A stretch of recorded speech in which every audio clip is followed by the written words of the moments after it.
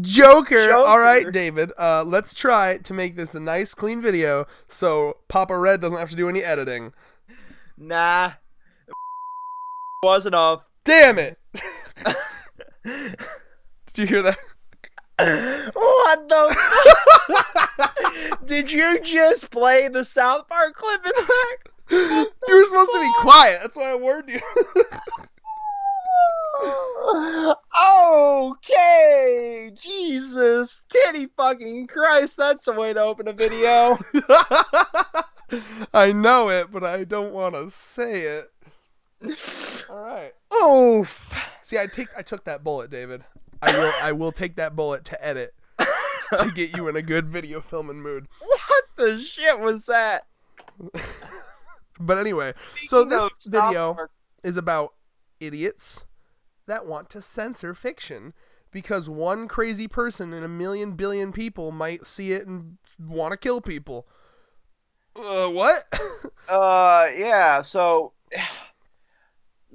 before we get into the mainstream Meat and media potatoes! side. Sorry, that's enough. Okay, Nux Taku, stop. Please, Nux Taku, notice us. 1/3 my channel, and I will 1/3 my meat and potatoes into here. Thank you very much. But before we get into that, since you open with the South Park soundbite that you're going to be editing out, thank Christ. Mm-hmm. They already covered this because they're the masters of being on top of every goddamn thing in existence. Mm-hmm. The season premiere was Mexican Joker, where we're combining ice camps and the Joker controversy. Yeah. Oh. Just in general, people don't understand that if you cover something in fiction, it's not an advocation for it. It's not a promoting of it, right? So the big thing I kept hearing about the Joker was, he's kind of like a figurehead for incels, right? People that feel out of place in society, and then they take out their anger through violence, yada, yada, yada. My response to that is, one, I don't see, like, if you go into this movie with a sane head, you're not going to see the Joker being personified as the hero here, right? Like, this is one of those things where if you come out of this movie with an inclination to do violence, that was already within you. You know what I mean? Oh, shit. That's not something that's going to... It's not like perfectly normal, sane Joe goes in and is like, I'm so inspired. Let me put on a clown mask and murder people. That's not how it works. Now, right? Red, stop before CNN cancels us. Yeah, I do not fear CNN. But the other thing is... You made me fucking lose my train of thought, goddammit. So the other thing is, what it also does, and what I've always seen movies like this do, right? Movies where it takes the perspective of the villain, the perspective of someone doing something bad. It's not glorifying them. It's kind of asking a question. How did someone become like this? How did he get to this point in his life, right? So, if anything, I look at this movie with the entire opposite perspective. It's not that it's glorifying him. It's that it's saying, this guy's fucked up. How did he get here?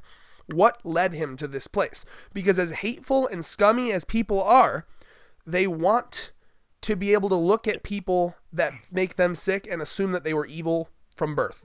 People so badly just want to, that person's evil. They've always been evil. Fuck them. I want them to die. Without even considering what made them that way.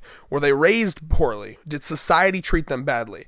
Did they have a mental illness that made society shun them in every single way? Have they been, and obviously that doesn't excuse bad behavior, but what it does is it should make you think, what can we do to improve society to make people not go to these desperate lengths? So it's just crazy how not considerate and not sympathetic people are these days, to where they see a movie that's literally a movie about like understanding why someone could get this broken, and instead of like the response that I came to was, wow, we need to improve society so that this doesn't happen, because this could happen when society fucking beats someone down that much. That's the conclusion I came to. What these people come to is, no, we literally have to censor everything. We can never have a story about... We have to China this thing, Red. We can never have a story about a morally gray protagonist. We can never show what bad can come from a bad society. We need to pretend that everything's perfect. All of my fiction must be lollipops and rainbows, and everything's perfect and nothing bad ever happens. Look away. Look away from the grim, dark reality around you. Just pretend it's all happy. That's what these people are advocating for. Red, It's ridiculous. Red, I feel attacked. I'm sitting here drinking a rainbow unicorn bang and sucking on a fucking lollipop infused with CBD. Somehow, that seems a little too coincidental. It is a Do I thing. need to get the South Park sound clip again, sir? Please, God. No, God, no. All Please. But seriously, like these people are literally in a way advocating for us to China our media, to where we it's cut everything so, yeah. to the most fucking fine-tuned mincemeat bullshit. You want nothing but your generic Naruto on everything. You know, no, we need to not only, as you're saying, like, advocate to know where the fuck this person went wrong. This movie was cue up a "we live in a society" meme. Like, it's so perfectly written. Not only is a portrayal of how society can drive somebody down that path, from the shitty job to the fucking living conditions. I mean, I thought I lived in a ghetto ass apartment, but I'm looking at this dude's, I'm like, holy shit, Yeah. I'm blessed. But not only that, but like how unraveled the psyche can become, not only from the mental aspect of things, but from, we saw basically his mother's medical records be stolen, which is something that sadly could never be done in real life. You're not going to yank that from the fucking person. Keep in mind this takes place in like the 80s. They may have had less secure yada yada. True. But like nowadays, you're not going to have a grand medical record. I was adopted. Fuck. It'd probably be digital. It wouldn't be on a paper these days. But it's on an Epic system sitting in the back of some Spectrum Health because they've monopolized the fucking medical profession. It's either that or Mercy Health. Yeah. So. But we also see like a really accurate portrayal of bipolar and dissociative identity disorder here, with him going through not only his bipolar moments where he's going around with the gun. Oh shit! I just fired up, and then a little bit PTSD the second he fucking hears it go off, and then him basically becoming desensitized to that the more he comes into terms with the Joker persona here. But we're seeing him go back and forth between the two identities of his self and the Joker. I can use this to stage all my crimes, but at my 9 to 5, I'm this person. And it's something that I really kind of do myself, because I wear a mask when I'm at work. I'm not this active, this fucking, happy-go-lucky in there, because I just want to go there and collect my paycheck. And then when I come back and create content, I'm an entirely different person. Not to a medical extent here, but like that mask is something a lot of people really do, wear to kind of, become somebody else. I think what this leads to me, and being somebody that's what this leads to me is, I think movies like this need to exist to help us understand the perspective of people like this, especially like people that have mental illness, right? Now, I'm speaking as someone who has severe OCD. And one of the reasons that I'm so sympathetic, like I'm a person who believes in second chances for everyone, right? Like even the worst of the worst. And the reason that is because the human brain is fucking complex, okay? Like people, you can't just assume that everyone thinks the same way you do. Not everyone perceives the world the way you do. There's I've seen like things where it's like, how do we even know we see colors the same way? How do we know we feel emotions the same way? We don't. Humans are so fucking different and crazy, and all brains are a bunch of chemicals, right? Like, you gotta understand that, like, there are people that are just, unfortunately, the society is developed for one type of person, and that is your average norm, quote unquote. And this is there is no fucking normal. Well, that's why I put the norm, right? The norm that society wants you to be is the point I'm making, right? And when you don't fit at least semi into that bubble, this is a good portrayal of how you'd be treated, right? And when there's not help, right? Like you see how the social program got cut in that movie, or they cut all those, which is one of my favorite scenes ever. Yeah, that happens a oh, lot. Absolutely, it happens, and so it's the lessons I take from this movie are none of this would have happened if we had a more loving and caring society. Society creates these villains. They are not born evil. And yeah, sure, like, if someone does something, they need to get punished. I get it. But, like, a lot of these people, they don't come out of the womb evil. They're not fucking, like, just evil by nature. That's what people need to remember. This movie is not going to make people fucking shoot up anywhere. It's just like the video game thing, right? Like remember the study came out that has never been proven ever, that video games cause violence. But this study over here says that they do, and then this study over here contradicts that study, and this study over here contradicts that.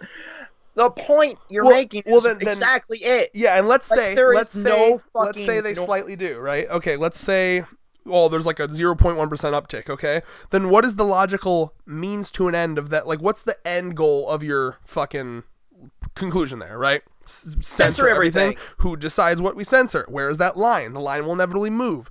You can't have fiction. You can't have creativity if you are overly worried about what little minor thing may set one crazy person off in a corner somewhere.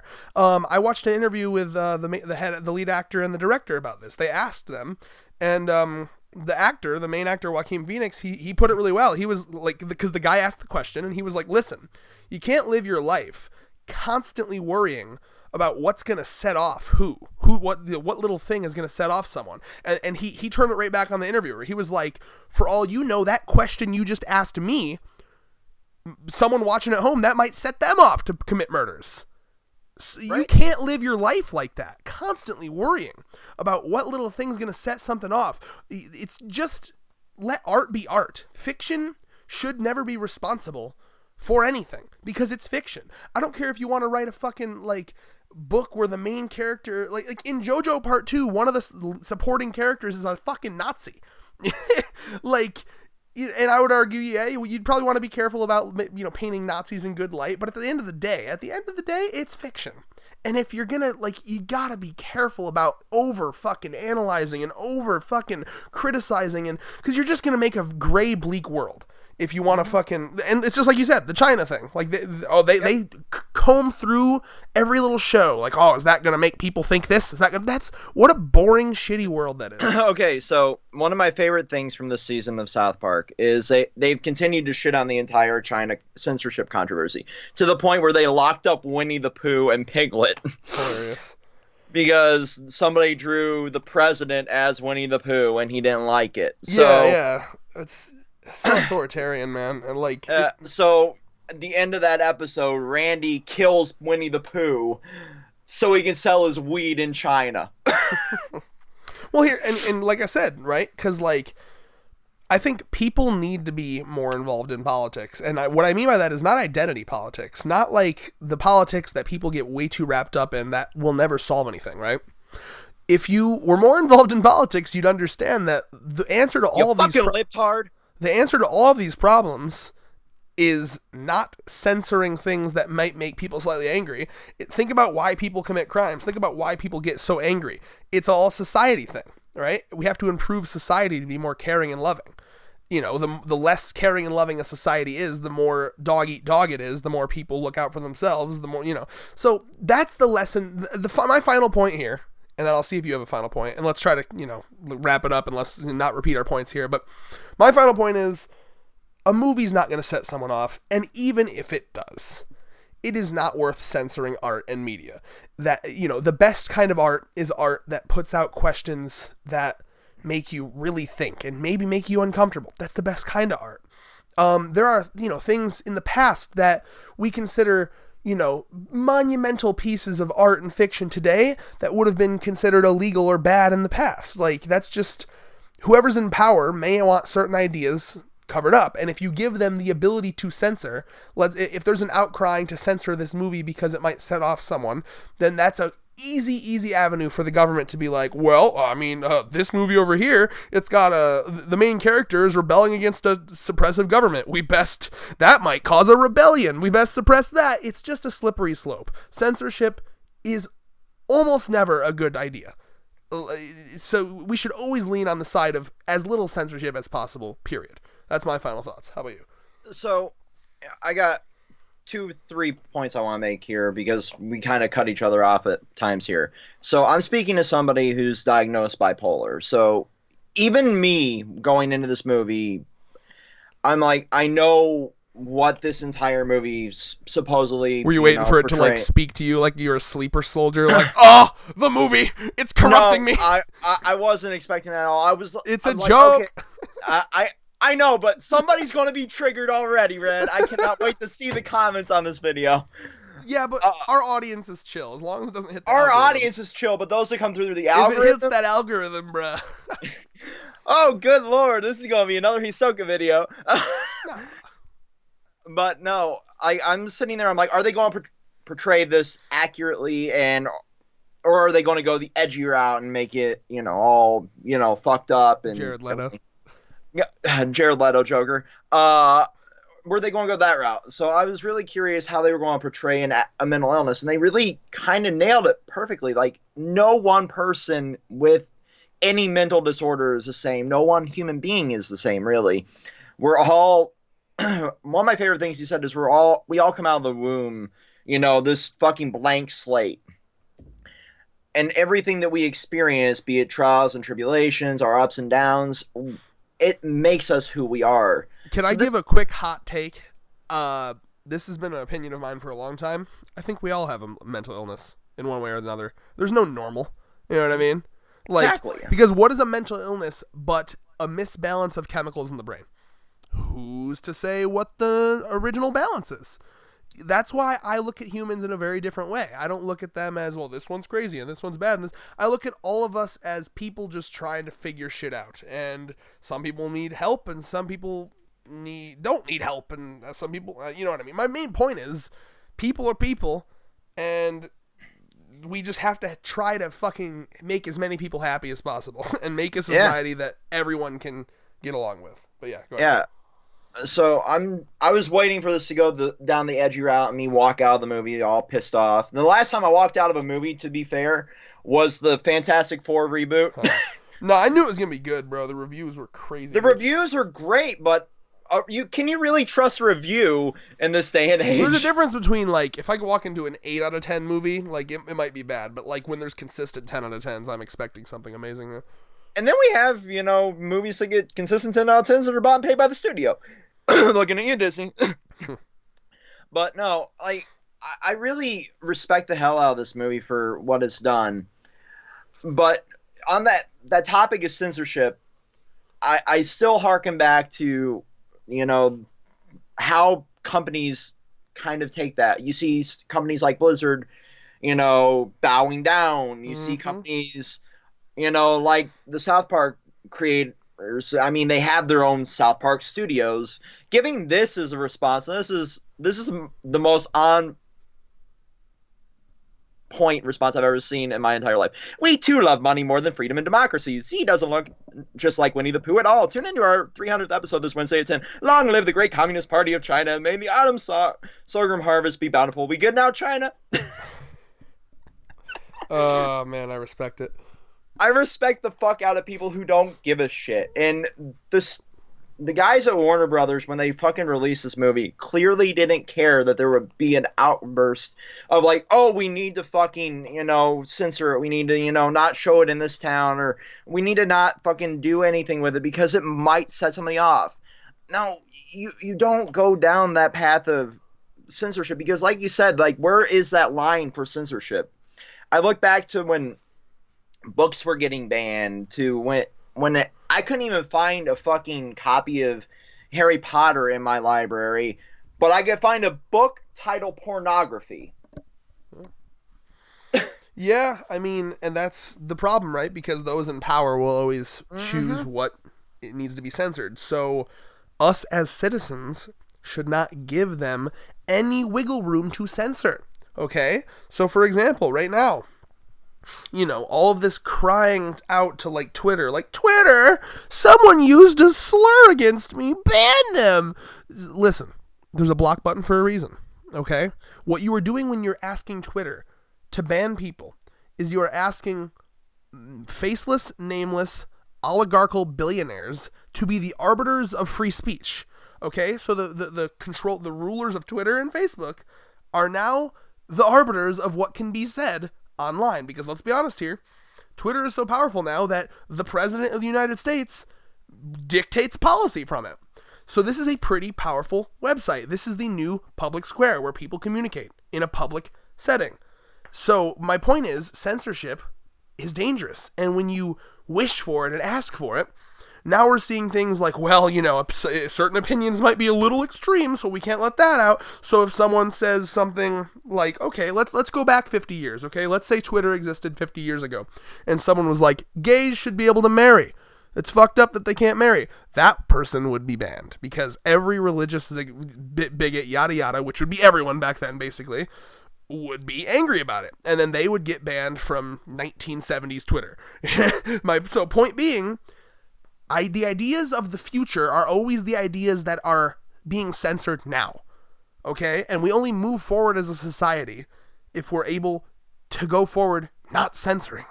So don't... Yep. The lesson that I beg of you, audience, to take from this is, do not beg your, people above you in power to censor for you. You are smart. You don't need... you don't need like Papa Twitter or Daddy Facebook to fucking... Are you calling Zuckerberg Daddy? Have you Daddy. Seen him? You don't need them to sift through acceptable content for you, okay? You're a big boy. Fucking, if something is hurting your feelings, you can just keep scrolling. Because guess what? Sometimes it's important to get your feelings hurt, okay?